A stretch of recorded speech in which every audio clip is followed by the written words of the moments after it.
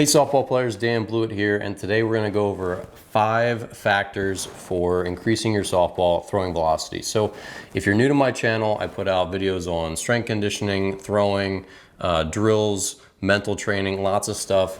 So if you're new to the channel, definitely consider subscribing and sticking around. And today I've got a cool diagram. It's going to walk you through it step by step, and in the description of the video below, so right down here, you'll be able to grab an exercise for each of the different factors. So once you're done the video, be sure to check that out for links to other videos that will help you. All right, so let's get into it. So first factor in how to throw harder. Fielding and momentum. So fielding and momentum is critical because the footwork that we have in our throwing position is basically like the tires in a car. It doesn't matter how great the engine is, if our tires are flat, we are going nowhere.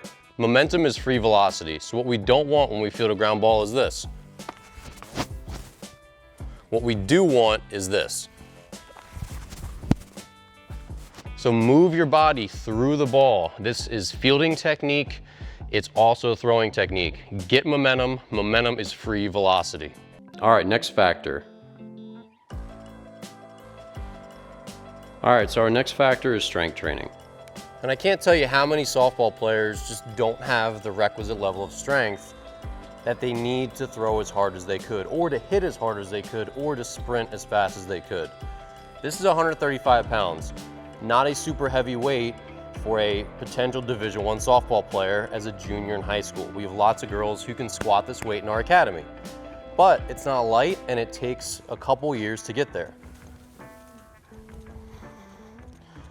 So with everything, if you want to throw harder, if you want to hit harder, you want to sprint faster, whole body strength is critical. So with every athlete, if you take where you are today and you factor in a long-term quality strength training regimen, you're going to be significantly better off. You're going to add miles per hour to your throwing velocity. You're going to add sprinting speed. You're going to add bat speed and power. All right, so let's go to our next factor.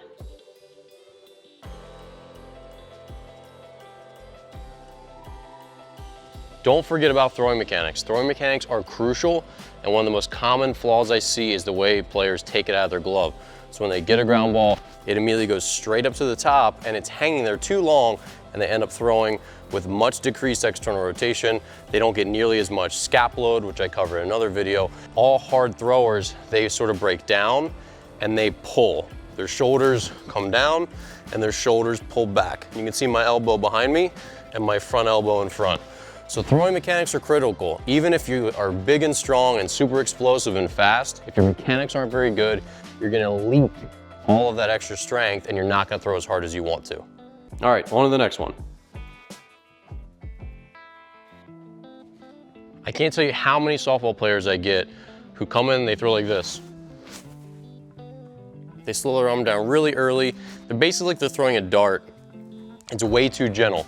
The throwing motion, it has to be accentuated at the end with an exclamation point. We've got to finish our throws. We have to throw them like we actually mean it.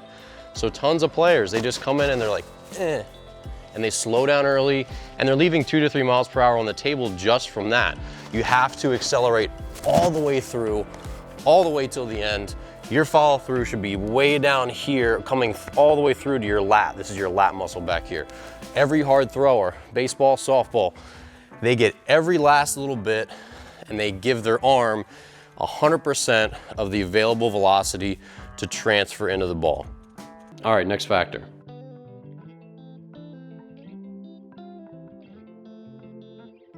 Okay, so the last factor is arm care exercises. So in baseball, pitchers know they have to take care of their arm by doing a dedicated rotator cuff, scapula, elbow program that's going to strengthen all the muscles that are subject to tons of wear and tear throwing a ball really hard for lots and lots of innings.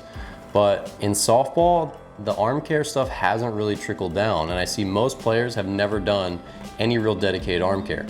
So the good thing with arm care is it not only protects you and helps prevent injuries, but it strengthens all the muscles that are directly involved in throwing, so obviously they help you throw harder in addition to being protective, okay? So if you're not on an arm care regimen yet, definitely get on it. Even if it's just a couple of days a week, or it's integrated into your strength conditioning program, it's gonna make a big difference.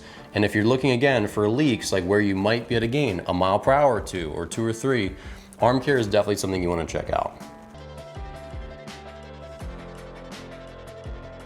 All right, so how much throwing velocity should we expect or could we expect when we really take care of all these different factors and work hard each one? So let's go into that real quick. So when you increase your intensity and you just stop throwing like you're afraid to throw the ball hard, you can probably see 2 to 3 miles per hour or so, and it's sometimes an instant gain. I've seen it a number of times. Some players are just so timid in the way they throw that they're just leaving 2 miles per hour on the table pretty much all the time. So 2 to 3 miles per hour could definitely be realized if your intensity is not good. Okay, so for fielding and momentum, same kind of deal here.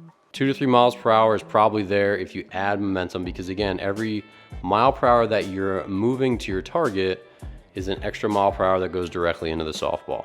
All right, for strength training, pretty simple.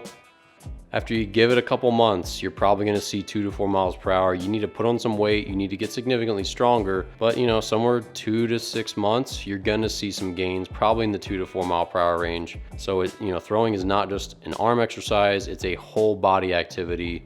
So when you strengthen everything in the chain, you're gonna get pretty good results. Okay, so one of the bigger gains here you're gonna see from mechanics.